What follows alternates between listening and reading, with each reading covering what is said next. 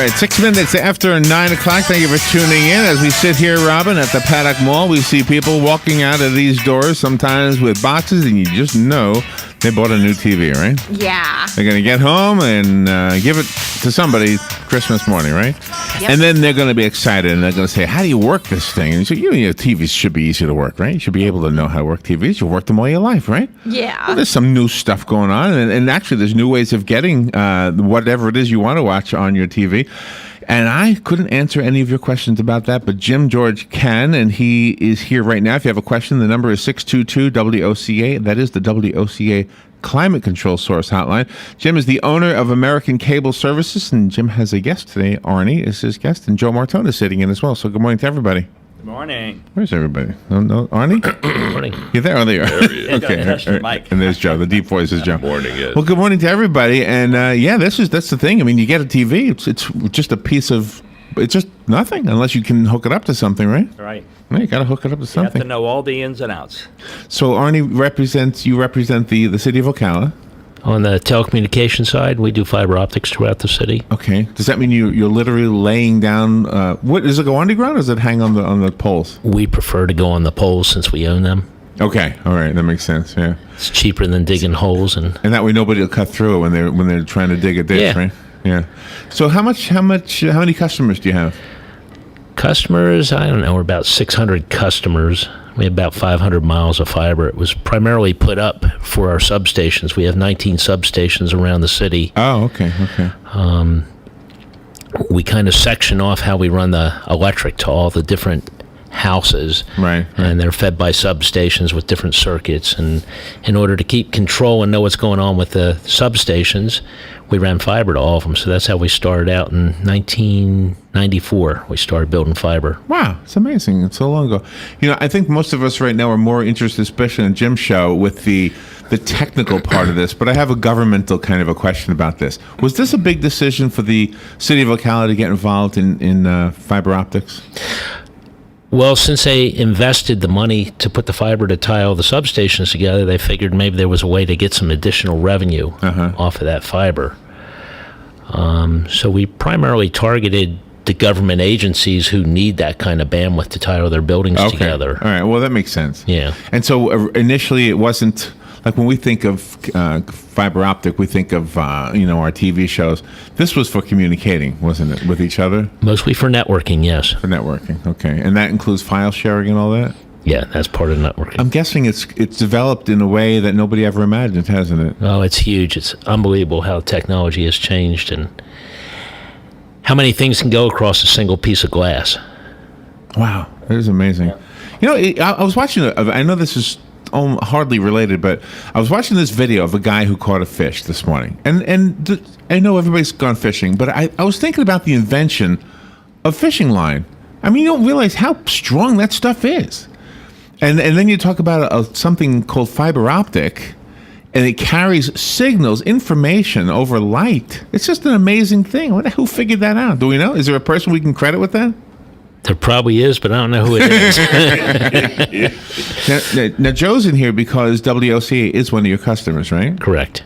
So we want to have 600. We're in the. I mean, it's not that many people apparently, huh?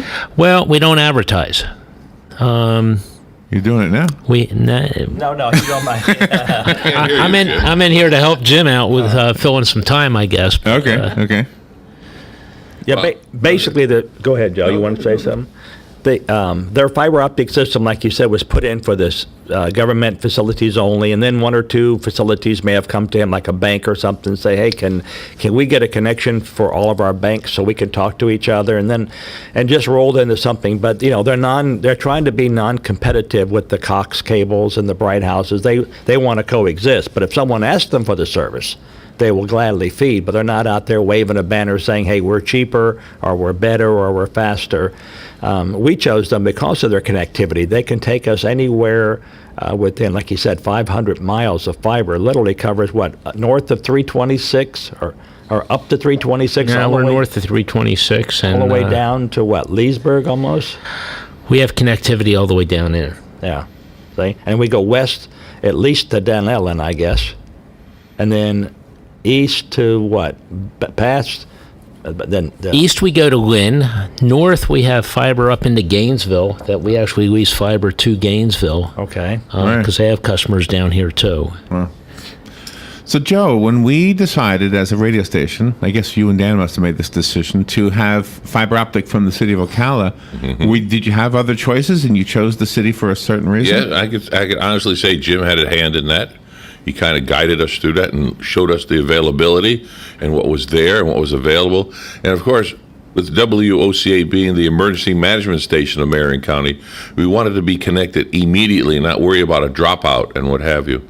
And then, of course, when we came to the mall, we were delighted that the mall already had fiber optics in it because of the police station. The substation had been in here earlier, and the fiber optics were in here. We just made a few calls. Of course, Arnie he put up with us for a while, very nodding. He said, yes, yeah. And, so we ran the conduit from some back room somewhere where they said the fiber was coming in, and then poof, there the gentleman came in and ran it to our studios here.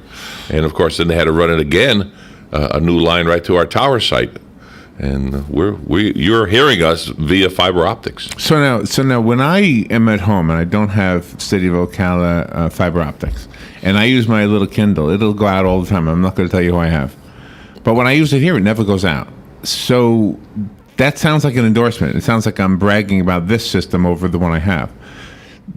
Do you risk, by talking about it on the air right now, getting some unwanted call? I mean, it sounds like you don't really want to advertise it, but we're talking about it right now. We have a small staff, and we bring up about 5 customers a week just by word of mouth, which is more than enough to suit Really? us. Wow. We put profits into the general fund to help the city grow, as well as we do network the entire city. We take care of all the phones and networking for the city. We do all the networking for the county. Right. As you know, that as they get bigger and bigger, they have buildings all over the place. The county is one that goes so far out that we don't have fiber to some of them, like out in Fort McCoy. Can I ask you a question about Denellen? The story about the Denellen fiber optics sounds like it was either failed, and I don't mean to be harsh, but that's what I heard, or it was failing. I'm not really sure of that story. Can anybody comment on that one? It was a great idea. It wasn't managed properly from day one. So they were trying to do what you're doing. No, they're trying to go a little bit deeper. They're trying to do what they call triple play. Triple play means they're providing voice, video, and the data. So they're providing the internet, the telephones, Right. and the TV. And To a small number of homes, by the way. How many?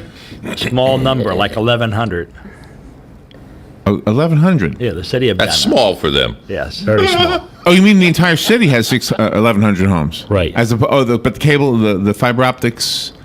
Well, How many subscribers They did had they to have? put in a massive infrastructure to feed a small number of homes. I gotcha. So it cost a lot up The front. overhead was tremendous. So wow, did they consult with you? And No, actually, we met with the old city manager, and we offered. We have 2 network engineers, and we offered to give one every other Friday, rotating, so they get different thoughts and different ideas. And the particular person she brought down with her didn't want any help, and he was really the fall of the whole empire because he went out and bought a lot of infrastructure in advance. Old infrastructure in advance. so And we offered our engineering expertise because we knew the new city manager that came in, and they said, hey, our hands are tied. They've already done this and already done that. We said, you're going to fail. Sure enough, 2 years you later. knew it, huh? Oh, yeah. It's just like 3D TV, right, Jim? 3D DB is down the tube. Oh, is there such a thing anymore? And Jim says it's gone. It's gone. Jim I says, have a question, if I may, to Arnie. Or you too, Jim. You probably know more than I do. Well, you do. With the fiber optics, it's light carrying data. What is it? The color lights now that are through optics. So there's many different frequencies of light, but yeah, data this is the thing that boggles the mind. It's all ones and zeros. It's on and off. Right. So I mean, if you think about it, how many times does a light have to blink? And kind of go way back in the old world of SOS. Yes. Yes. 3 ons, 3 long ons, Right. 3 right, offs, Right. 3 ons. I mean, so that's 3 letters. wow. and we're talking about blinking a light. Billions. Yeah. So And what about the color? Is there color lights through the through fiber now? yeah, and they measure them in Nanometers. different light waves of nanometers. Okay. Have they come to the technology now where they actually can do an X with the light going through each other and continuing on? Have they come up with that yet? I know they were working on that years ago. In other words, your fiber optic is going in one direction, and you can't. I know with a fiber optic, you can't make a 90 because the glass will snap. Right. You can only go in a curvature. But if they did an X where one is going one direction and they with the light go through each other, in other words, and not lose any data, have they come up with that yet? Okay, so what they're doing is they're blending the covers together, the colors together, and that's called dense wave division. And the other thing that's fascinating is they're now moving 10 gigabits per second bidirectional in one piece of glass. Bidirectional. Bidirectional. So it's blinking from both directions at the same amazing. time down one piece of glass. And they're able to move 10 gigabits in each direction. So there's really 20 gigabits of information flowing down one piece of glass. And then they have to decode it at either end. Correct. And they have to And break code it, out yeah, the sure. colors and And how thick is it? I mean, is it like Oh. it's fishing line? 9 microns. It's thinner than your hair. That's amazing. And so in the future, will they be thicker so there's more information, or No, the thicker is worse. thicker is worse? Right. Isn't that amazing? I had the privilege of watching fiber optics be made, and that is unbelievable how they make fiber optics. That was a top secret. Yes, it was. How they draw the glass. Yes, it with was. The weight and, Oh, wow. So amazing. with electricity, water can be an enemy. Is water an issue, or is there anything that's an issue for fiber optics? all right, so we have squirrels that chew on fiber. Does that happen a lot? You got squirrels. You got to. Not a lot, but it does happen. Yeah. Squirrels will just sit up there, and they always want to sharpen their teeth, and the fiber's there. Makes them lightheaded, I hear. Well, most of the places they like is to get down where it's coming down the pole to go underground, where we might have a vault or we're feeding a building. Oh, okay. The only other thing that we have to worry about is normally falling trees because we're up in the air. Well, that makes sense. Or wherever we go in the ground, we worry about backhoes because people don't call 1-800-LOCATE before they dig, which is Right. a law you're supposed to. But Right. How much tensile strength is on a fiber optic? In other words, how much can it take before it really snaps? Do you know? no, we go to these utility meetings all the time, and we always brag and bring pieces of glass to show some of the neatest things that's happened. Orlando Utilities showed us a piece of glass that was laying across I-4 for about 2 hours till they could stop the traffic to pull the glass off. One of the transmission towers fell. Glass was laying across I-4, and they were worried that a tractor trailer might grab it. And Yeah, but- that'd be bad news. Right, Is but- it insulated like electrical wires? it's all dielectric, so it has no metallic properties at all. So there's no rubber shielding or something? Well, there's rubber. Oh, there is. It's actually plastic with Kevlar on the outside and a fiberglass rod, but there's Okay. no metallic properties at all to what we hang in the air. Wow. And how far? I mean, do you have to have boosters along the way, like in the old days with some of the signals? Okay, so big companies like Level 3, every 60 miles like to regenerate, but there's companies like Cisco that's coming out with newer technology where they can go 3,000 kilometers Wow. where they have to regenerate. Yeah. Wow. Wow, that's amazing. Our partner in North Carolina uses that technology, and he says he encircles the whole state of North Carolina without a single repeater. He's got 3,500 miles. So this is the same technology that you use in the Carolinas and also Yeah. down here, right? Yes. The same exact thing. Right. Okay. It's- And is when you said that Denellen had something that was obsolete, is that part of their problem too? They were using the wrong stuff, or? But they were using old technology. In other words, we invented our IPTV system, and we did it for about $250,000. They invented their IPTV system for over $3.5 million. And And failed. still fail. Yeah, how are you going to pay back $3.5 million with a potential 1,100 customers? Wow, that's crazy. And potential, not even 1,100. How many actual customers did they have? I think it was 400. 400. And you've got 600. And you're growing by 5 every week? Right.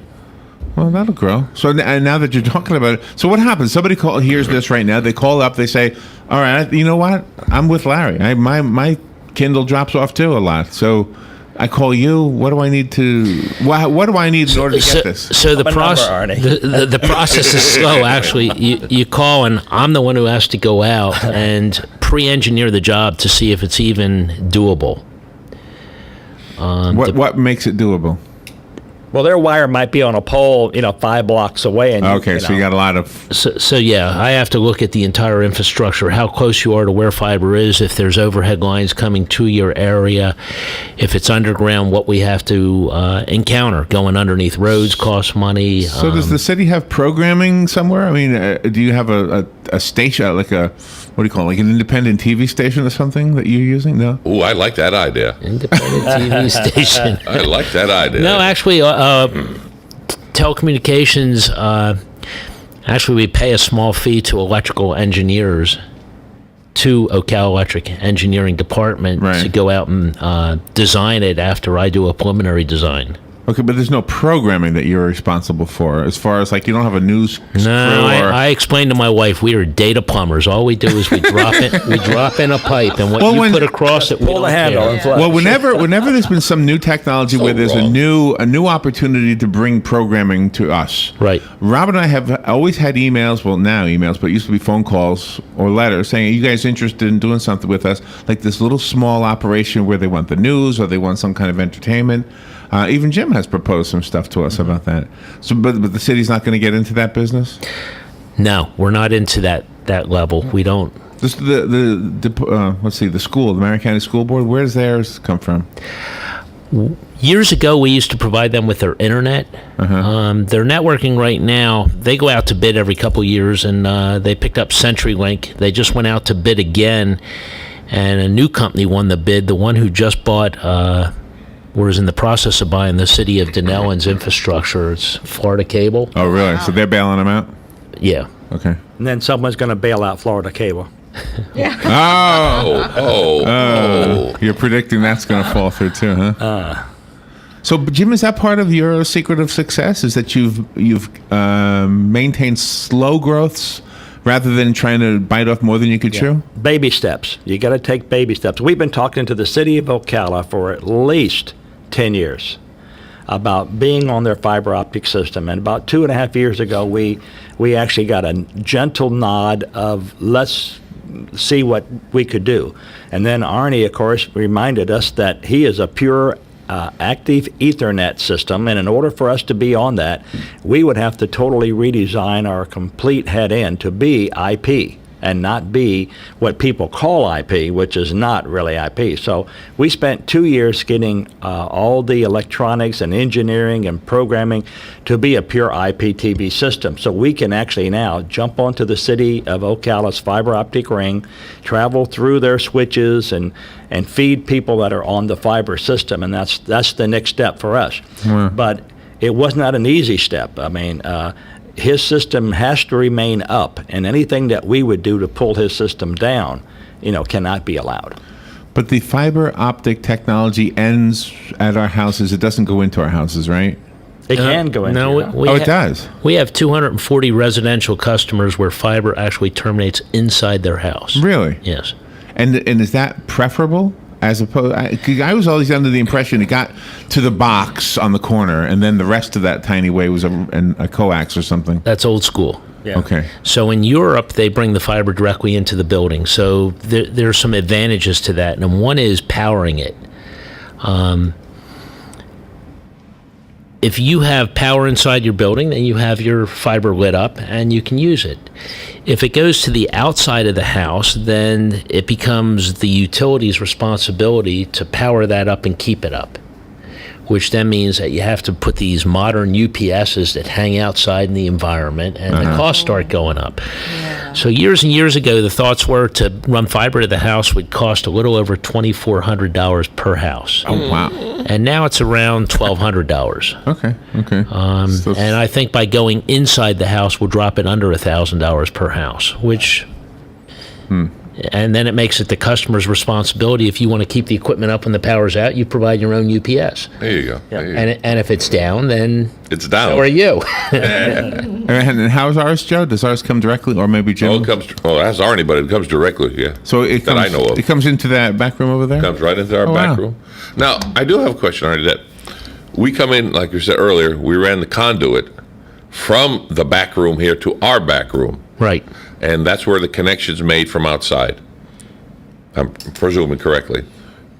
Does this? How much of a signal loss is there? So little from there to here It's minuscule. The average loss is less than a half a dB per mile. per mile. Per mile. Oh, we're safe. And then there's the splicing wherever we have to splice. And I mean, if you look at your infrastructure here, we spliced it inside your cabinet here. Mm-hmm. We spliced it behind the police station, Right. where it's inside the mall. There was one splice going from a phone room to a phone room here in the mall complex. Right. And then we jump right out in front of the college entrance. There's a splice box there, and from there, there's one over by the furniture place. Rooms to, it's not. Is it rooms? Yeah, to there's go? rooms to go. Yeah. There's a splice box there, and then it goes into the substation, which feeds the mall. Wow. So that's 4. Yeah, Did I count right? Then it's into our cloud. Then the cloud. I like that. The cloud. The cloud. That's the unknown. That's the easiest way to draw. Wow. Also, we can watch "It's a Beautiful Life" or whatever. It's a Wonderful Life. Yeah. So if there's a business out there, I'll put a plug in for Arnie, since WOCA has, the fiber optic system. We have WOCA's fiber in our building. Right. The other building I was in, American Heritage put in one. If they want to have literally a 99% of the time up, and Arnie can attest to the time that's up. The city of Ocala, to me, is the only network that can do that. CenturyLink can't. I mean, we have systems where we feed our TV into a building that has CenturyLink phone, and it's down, sometimes 2 or 3 hours a month. Wow. That's a long time. That is a long time. Well, we could be off the air 3 or 4 hours a month. Yeah, really. So Yeah, what we really. tout is 5 nines. That's 99.99% uptime, which equates to about 10 minutes a year down. Wow. We could live with that. Wow. We can live with that. So when you say banks are using your system, that's why. I mean, Absolutely. Obviously, this is so important for anybody, really. I mean, for an example, we did a migration change for M&S Bank. They're actually up in Gainesville, but one of their branches down here. As we changed the equipment, you watch the ATM tower go, boom, it's out of service. Now people can't access their money at that bank. They don't like that. Who likes that? Nobody likes that. So, I mean, that's how critical it is. Wow. Wow. Interesting topic for sure. I would like to be a fly, or I'd like to be a shadow. Am I too old to be a shadow? I'll just follow you around one day and see what Big you do. shadow, maybe. Big shadow. Yeah, be a big shadow. We allow people one at a time to come shadow if they want. Certain places, facilities we go into, we can't allow you to come So with us. what but- kind of bandwidth can you give a business, and why is that kind of bandwidth needed? In other words, we as a cable company, we give a homeowner like a 1x5. That is, they can download 5 meg of information. They can send one. But if they want a 2x7 or a 2x10, we can do that. What do you see typical when a business wants bandwidth? As we look at more and more businesses, we have some insurance companies. They might have like 20 agents in there, and they do competitive quotes and things like that, and look up property values. So I mean, they're hitting the internet to get that information. They have IP telephones, and they're only hitting like 1.5 meg. Once in a while, they might burst up to 2 or 3 meg and then drop right back down. So the hype is that you have these other providers that tout that they can give you up to 50 meg or something, but what they don't tell you is when you look at, there's this little fine print that says best effort. Oh. Oh, wow. Wow. So what is your? Have you maxed out yet at any of your? No. Oof. So this is I hope this is okay that we're talking about it. I mean, No, that's okay, and you're going to get more than 5 or 6 now. that's okay. They have to wait in line. I like that. I bet. I mean, gosh, it's weird. I mean, we're spoiled. We want everything right away, right now. We don't want to wait. Well, you wait for the best. Yeah, we do. There you go. That's right. No, I say that about the younger generation. They want instant gratification. They're not willing to wait anymore. Well, then they won't get the best. Then eventually, Well, eventually we'll be they'll gone. learn. They'll learn. Yeah. Yeah, patience gets you something. Well, Arnie, thank you for coming in today. It was a pleasure talking. Fascinating conversation. We don't know your last name. You want to? Hirsch, Hersh. Okay, Arnie Hirsch. Thank you for coming in. Jim George, as always, thank you. Joe Martone, thank you for sitting in today. Oh, thank you for inviting me. Fun conversation. I'm a geek at heart. I love this kind of stuff. Oh, yeah. All right. I had a zillion more questions, but Do you next really? week, maybe. We'll take a little break and we'll be right back. With Disney annual passes, your family can experience magical holidays and excitement at all 4 Disney parks over and over again. And while lots of Florida residents are enjoying the magic year-round using the monthly payment program, you could win your passes from WOCA.